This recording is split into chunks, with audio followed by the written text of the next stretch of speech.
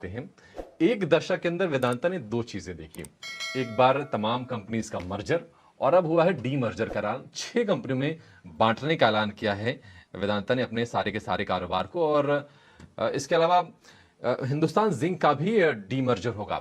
ज्यादा डिटेल के साथ हमारे सहयोगी सौमित सरकार जुड़ गए हैं। जरा समझ लेते हैं कि कौन कौन सी कंपनियां बनेंगी, क्या स्ट्रक्चर होगा, अगर आपके पास वेदांता के शेयर हैं तो कितने शेयर किस कंपनी के मिलेंगे, ये सारे डिटेल लेकर सौमित जुड़ गए हैं। सौमित बताइए।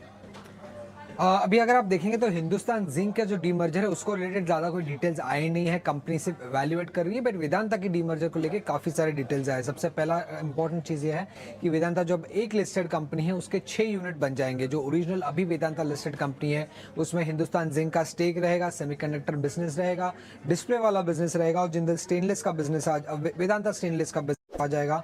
वेदांता एल्यूमिनियम जो है उसमें एल्यूमिनियम का बिजनेस रहेगा और 51% स्टेक जो है कंपनी का बैल्को में वो भी रहेगा। वेदांता ऑयल एंड गैस में केन इंडिया वाला बिजनेस रहेगा। वेदांता बेस मेटल में कॉपर एंड जिंक इंटरनेशनल का बिजनेस रहेगा और वेदांता स्टील में आयरन ओर एंड स्टील का बिजनेस। और आखिर में वेदांता पावर में जो पावर यूनिट्स है वेदांता के वो सब हाउस किए जाएंगे। अब डीमर्जर रेशियो जो है वो काफ़ी सिंपल रखा है कंपनी ने।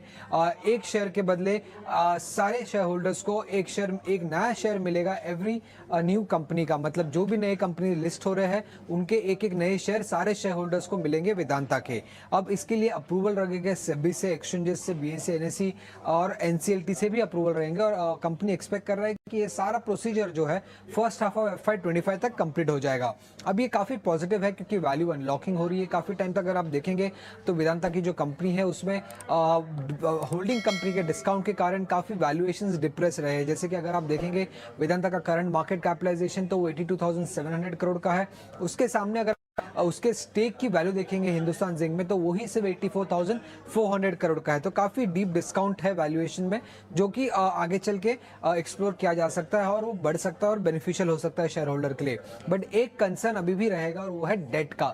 59,000 करोड़ का टोटल नेट डेट है और ये कैसे डिवाइड करेंगे एवरी कंपनी में, ये जानना इंपॉर्टेंट रहेगा। और इसी कारण शायद एनालिस्ट ऐसे भी बिलीव कर रहे हैं कि जो 75% अप्रूवल उन्हें सिक्योर्ड क्रेडिटर्स से चाहिए वो शायद ना हम मिल पाए, क्योंकि ये डेट डिवीजन के बारे में अभी तक कोई क्लैरिटी नहीं है और उसमें शायद अग्रीमेंट ना हो सके सिक्योर्ड क्रेडिटर्स के।